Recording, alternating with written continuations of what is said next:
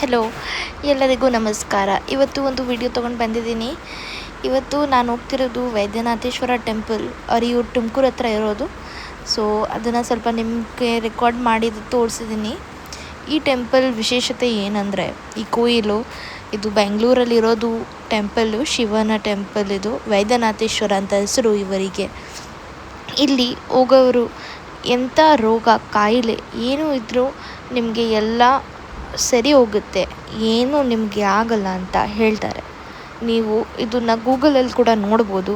ನಾನು ಡಿಸ್ಕ್ರಿಪ್ಷನಲ್ಲಿ ಹಾಕ್ತೀನಿ ಲೊಕೇಶನ್ನು, ನೀವು ಅಲ್ಲಿ ನೋಡ್ಬೋದು.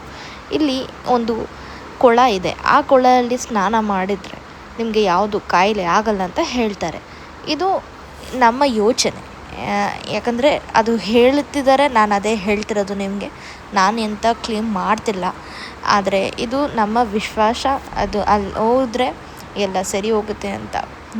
ನಿಮ್ಮ ಹುಷಾರ ನೋಡ್ಕೊಂಡಿದ್ರೆ ನಿಮ್ಮನ್ನು ಯಾವಲೂ ಕಾಯಿಲೆ ನಿಮಗೆ ಆಗಲ್ಲ. ಇದು ಟೆಂಪಲ್ ಹೋಗಿದ್ರೆ ಇದು ಹೇಳ್ತಾರೆ ಆ ಟೆಂಪಲು. ಅದಕ್ಕೆ ಹೋಗ್ತಿರೋದು ಬೆಂಗಳೂರಿಂದ 85 ಕಿಲೋಮೀಟರ್ಸ್ ಥರ ಇರಬೇಕು.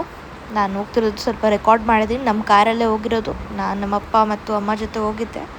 ಬೆಳಗ್ಗೆ 10 o'clock ಬಿಟ್ಟಿರೋದು, 10 AM. ಈಗ ರೀಚ್ ಆಗಿದ್ದೀನಿ. ಟೈಮು 12:40 ಇರಬೇಕು.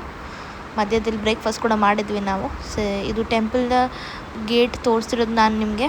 ಈ ಕಡೆಯಿಂದ ಹೋದರೆ ನಿಮಗೆ ಆ ಕೊಳ ನೋಡೋಕ್ಕೆ ಆಗುತ್ತೆ ಅಲ್ಲಿ. ಇದು ಸ್ವಾಮಿ ವೈದ್ಯನಾಥೇಶ್ವರ.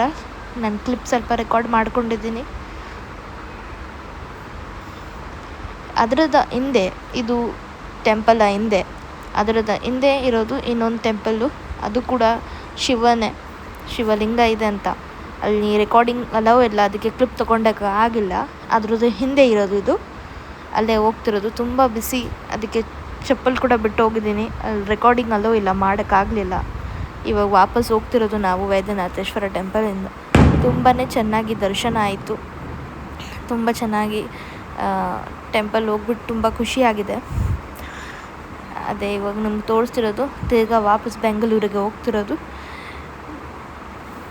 ಇದು ಒಂದು ವಿಶೇಷ ಟೆಂಪಲ್ಲು ಬೆಂಗಳೂರಲ್ಲಿ ಇರೋದು. ಅದನ್ನು ಸ್ವಲ್ಪ ಫಿಲ್ಮ್ ಮಾಡಿದ್ದೀನಿ ನಿಮಗೋಸ್ಕರ. ನಿಮಗೆಲ್ಲರಿಗೂ ಇಷ್ಟ ಆಗಿದರೆ ಒಂದು ಲೈಕ್ ಮಾಡಿ, ಒಂದು ಶೇರ್ ಮಾಡಿ, ಸಬ್ಸ್ಕ್ರೈಬ್ ಮಾಡಿ. ಧನ್ಯವಾದಗಳು.